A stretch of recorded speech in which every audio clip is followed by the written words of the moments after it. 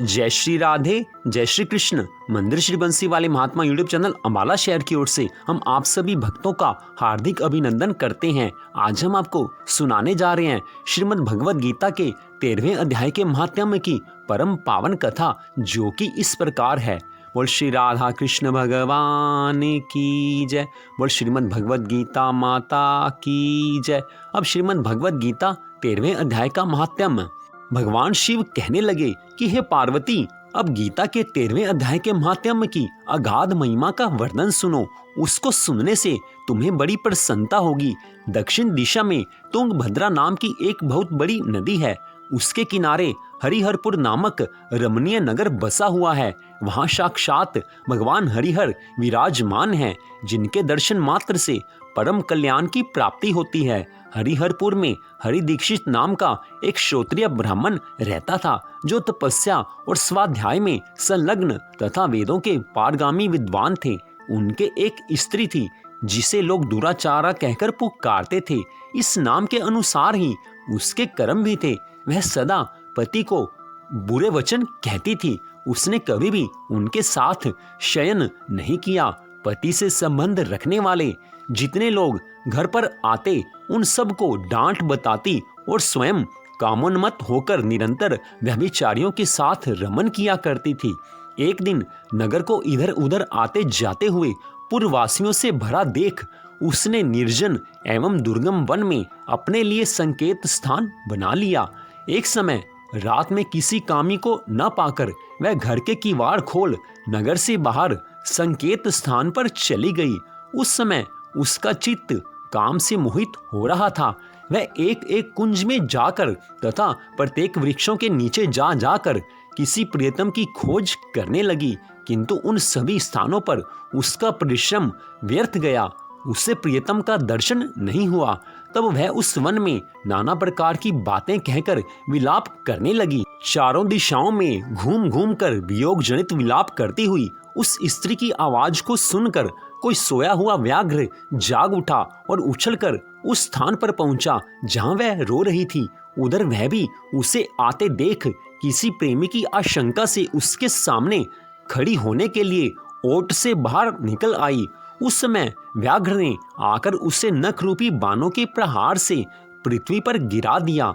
इस अवस्था में भी वह कठोर वाणी में चिल्लाती हुई पूछ बैठी, अरे बाघ, तू किस लिए मुझे मारने को यहाँ आया है? पहले इन सारी बातों को बता दे, फिर मुझे मारना। उसकी यह बात सुनकर प्रचंड पराक्रमी बाघ क्षण भर के लिए उसे अपना ग्रास बनाने से रुक गया और हंसता हुआ सा बोला, दक्षिण देश में मलापहा नामक एक नदी है।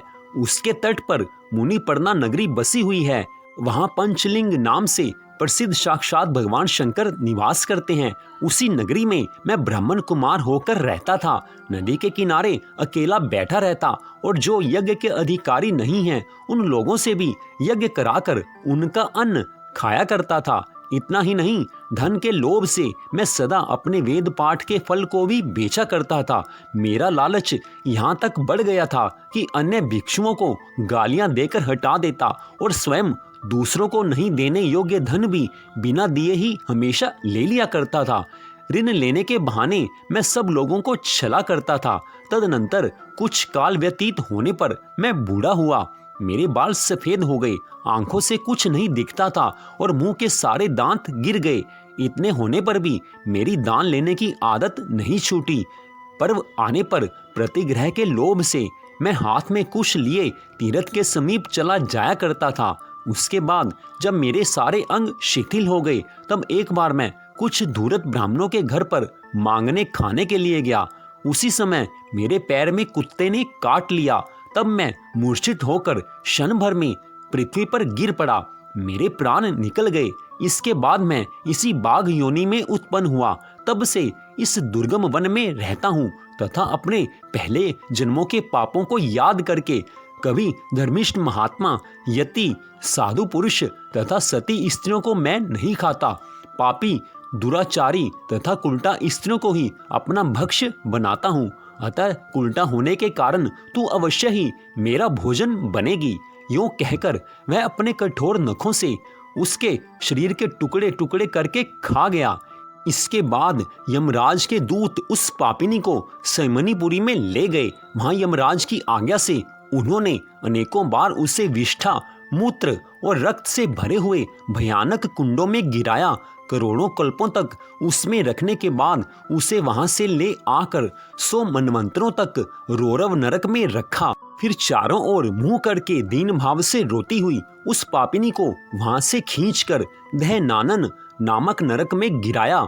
उस समय उसके केश खुले हुए थे और शरीर भयानक दिखाई देता था। इस प्रकार घोर नरक यातना भोग चुकने पर वह मां पापिनी इस लोक में आकर चांडाल योनि में उत्पन्न हुई। चांडाल के घर में भी प्रतिदिन बढ़ती हुई वह पूर्व जन्म के अभ्यास से पूर्ववतः पापों में प्रवृत्त रही।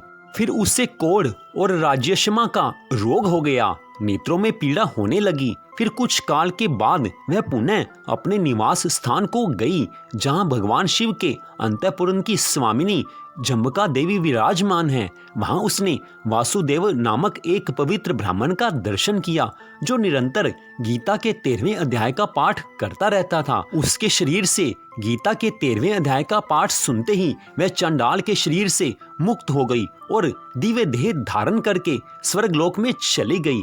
हे पार्वती, इस प्रकार श्रीमद् भगवद गीता के 13वें अध्याय के महात्म्य की कथा तुम्हें सुनाई है। तो मंदिर श्री बंसी वाले महात्मा यूट्यूब चैनल अम्बाला शहर की ओर से आप श्रीमद् भगवद गीता के 13वें अध्याय की महात्म्य की कथा को सुन रहे थे। आप सबका हार्दिक धन्यवाद। श्रीमद् भागवत महापुराण की कथा भी हमारे चैनल पर उपलब्ध है। श्रीमद् भागवत महापुराण की कथा को भी हमारे चैनल पर आप अवश्य सुने। तो आप सबका हार्दिक धन्यवाद कि आपने इस कथा को सुना। भगवान श्री राधा कृष्ण जी की, भगवान श्री गौरी शंकर जी की, गीता माता की कृपा सदा आप सब पर बनी रहे। इसी मंगल कामना के साथ जय श्री राधा कृष्ण भगवान जी की, जय श्री गौरी शंकर भगवान जी की, जय श्रीमद् भगवद गीता माता की।